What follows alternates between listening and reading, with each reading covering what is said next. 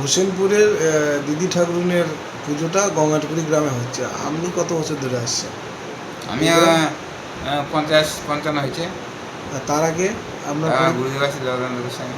আজকের এই অংশে গঙ্গাটিকুরি গ্রামের দিদি ঠাকুরুনের পুজোর বিভিন্ন মুহূর্ত, কিছু অজানা তথ্য নিয়ে নিবেদন রইল। বৈশাখ মাসের প্রথম মঙ্গলবার গঙ্গাটিকুরি স্কুল যাওয়ার পথে দেখি আমের শাখা, নিমের পাতা, খেজুর খড়ের দড়িতে বেঁধে রাস্তার এক প্রান্ত থেকে অন্য প্রান্তে টাঙানো হচ্ছে গ্রামবাসীদের দ্বারা।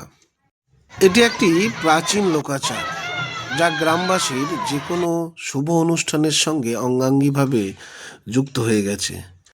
এই রীতির দ্বারা নেতিবাচক শক্তির বিনাশ ঘটিয়ে ইতিবাচক শক্তিকে আহ্বান জানানো হয়। নিম গাছের পাতা বা অন্যান্য গাছের পাতার মিশ্রণে কীটপতঙ্গ প্রবেশের বাধার সৃষ্টি হয়।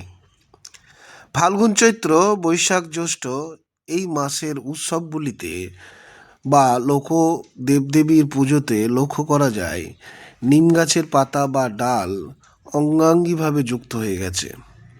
এই সময়তে ডায়রিয়া, কলেরা, বসন্ত সহ চর্মরোগের প্রাদুর্ভাব দেখা যায় গ্রাম বাংলাতে। এই রোগগুলির হাত থেকে রক্ষা পেতেই গ্রাম বাংলাতে রক্ষাকালী, মা শীতলা, দিদি ঠাকুরুনের মতন পুজোগুলি মহাসমারোহে পালন হতে থাকে।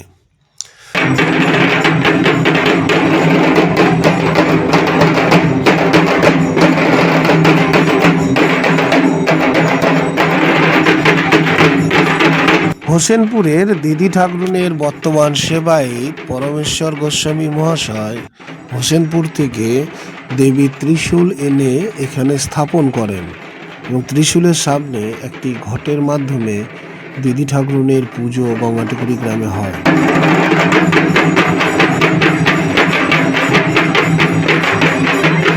কোনো পুজোর একটি অপরিহার্য ফল হলো কলা, যেটা এই পুজোতে ব্যবহৃত হয় না। পুজোর শেষে সেবায়িত ঘট মাথায় করে গোটা গ্রামে প্রদক্ষিণ করে বাদ্যযন্ত্রের সহযোগে।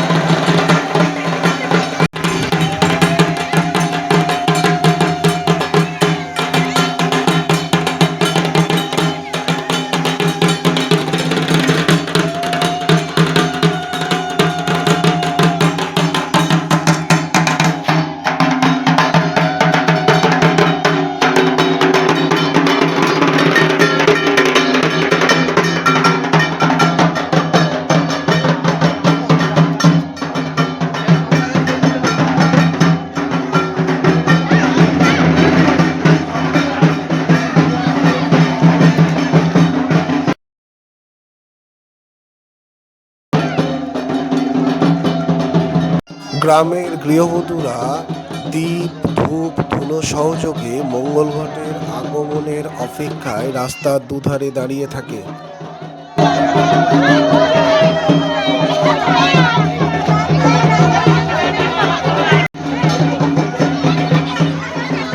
গ্রামের প্রতিটি প্রান্তের শেষ সীমানা পর্যন্ত এই মঙ্গল ঘট নিয়ে বাদ্যযন্ত্র সহযোগে যায়।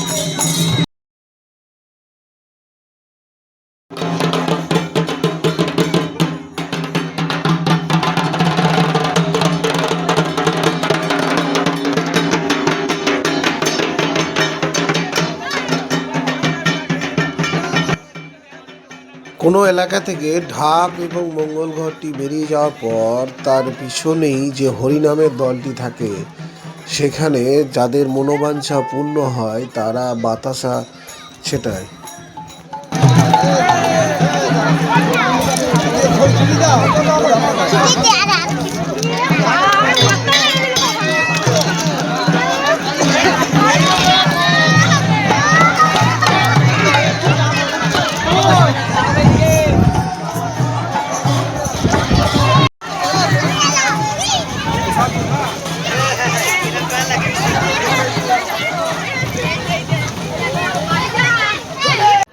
হরিনামের দল বাদ্যযন্ত্র সহযোগে মঙ্গলঘট কখন তাদের পাড়ায় আসবে, গৃহবধূরা অপেক্ষায় আছেন।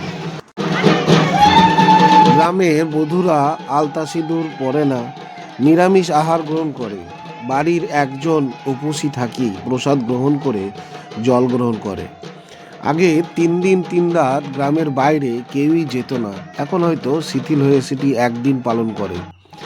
দেইমায়ের উদ্দেশ্যে 7 দিন সন্ধেবেলায় ধুনো দিয়ে সন্ধ্যা দেখানো হয়। ধান সিদ্ধ, মুড়ি ভাজা এগুলা 3 দিন ধরে করা হয় না, যদিও এখন এগুলি অতীত। এর কারণ গ্রাম বাংলায় এখন ধান সিদ্ধ, মুড়ি ভাজা এর প্রথা প্রায় উঠেই গেছে। সেবাই পরমেশ্বর গোস্বামী মহাশয়ের সঙ্গে এই পুজো নিয়ে কথোপকথন এই অংশে তুলে ধরছি। হোসেনপুরের দিদি ঠাকুরনের পুজোটা গঙ্গাটুকুরি গ্রামে হচ্ছে। আপনি কত বছর ধরে আসছেন? আমি 50-55 হয়েছে। আর তার আগে আপনার গুরুদেব আছে জগন্নাথ গোস্বামী। আচ্ছা, উনি আসতেন। আর হোসেনপুরের মায়ের প্রতিষ্ঠাতা কে? হ্যাঁ, আমি ওই জগন্নাথ গোস্বামী। আচ্ছা, ওনার ওখানেই বাড়ি তো? উনি মোটামুটি কত বছর আগে করেছেন? ও 100 বছর ছিল, 104 বছর ধরে 104 বছর।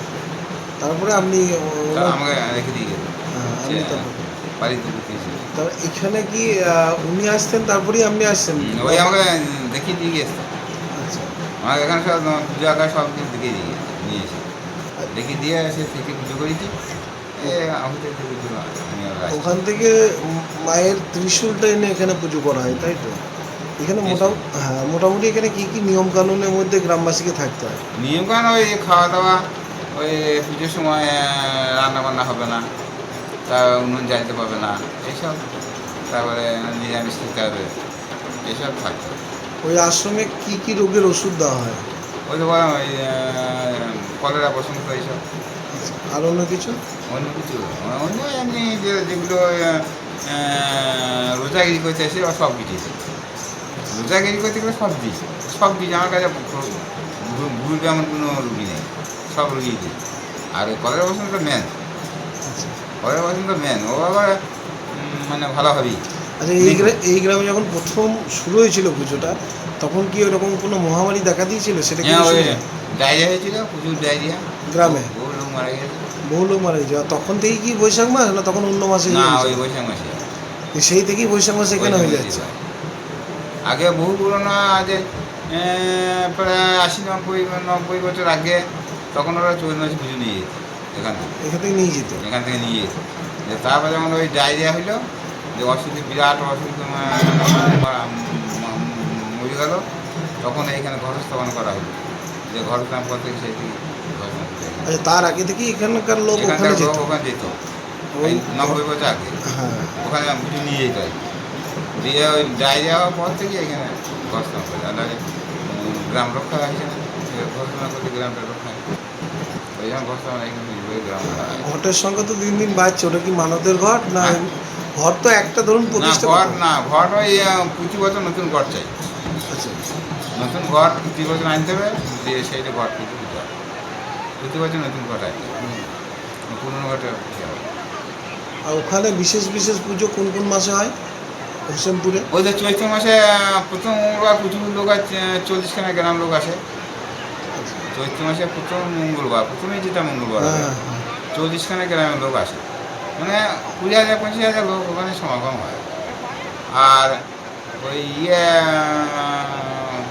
ওই ঘরে গঙ্গা জল নিয়ে আসে, ঘটে করে সে ওই বাঁকেও আনছে, আর ঘটেও আনছে, মাথা করে নিয়ে আসছে। ওগুলা প্রায় 2,000-3,000 ঘরে গঙ্গা জল আসে। আচ্ছা, আপনার আশ্রমে পৌঁছাতে গেলে কোথায় নামতে হবে?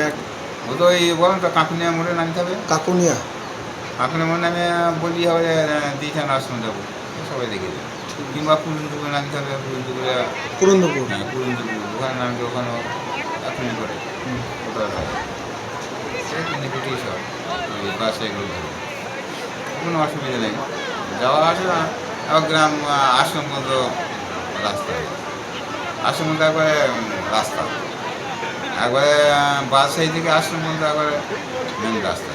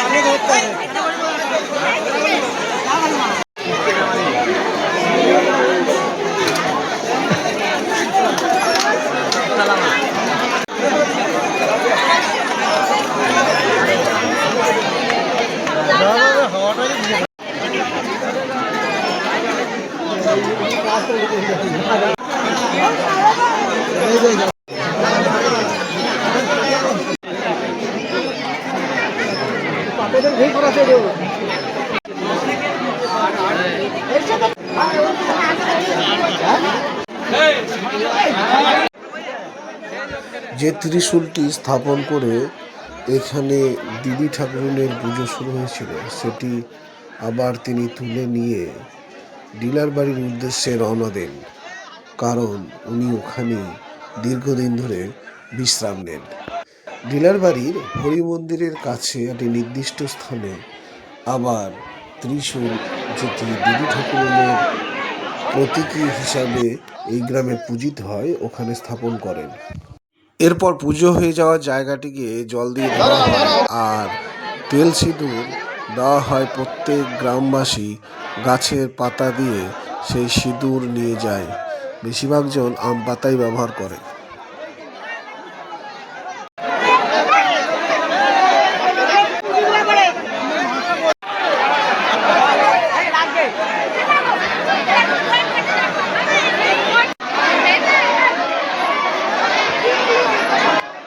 এটি গ্রামের ষষ্ঠীতলা, এখানেই দেবী ঠাকুরানীর পুজো অনুষ্ঠিত হলো তখন। আর একটি স্মৃতি বিজড়িত তোরণ।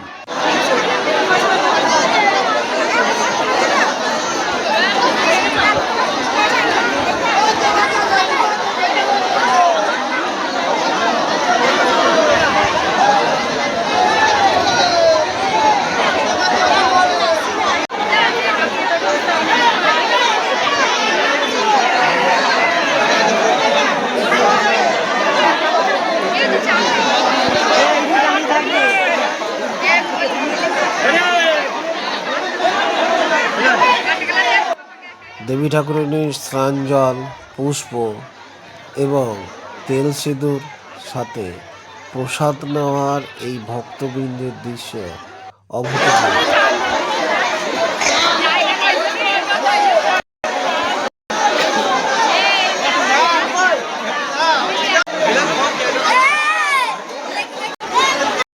চৈত্র মাসে অন্যতম শ্রেষ্ঠ উৎসব গাজন উৎসব। আর গাজন উৎসব মানেই বোলান গান। আর যেহেতু দেবী ঠাকুরানীর পুজো বৈশাখ মাসের প্রথম মঙ্গলবার অনুষ্ঠিত হয়, তাই এই পুজোর দিন সন্ধ্যাবেলায় দীর্ঘদিন ধরে বোলান গান আয়োজন হয় এই গ্রামে।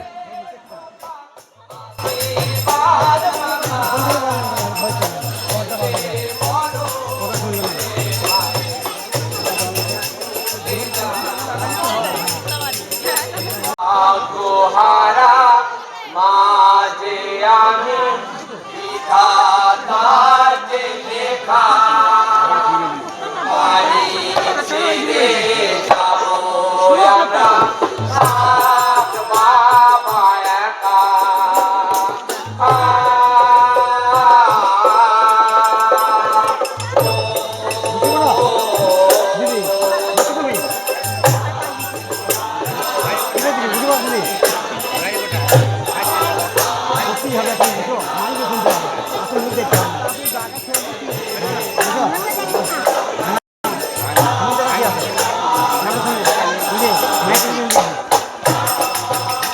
বাংলার প্রাচীন লোকসংস্কৃতি বলান গানের ভিডিও এই চ্যানেলে বহু দেওয়া আছে, আগামী দিনেও দেব।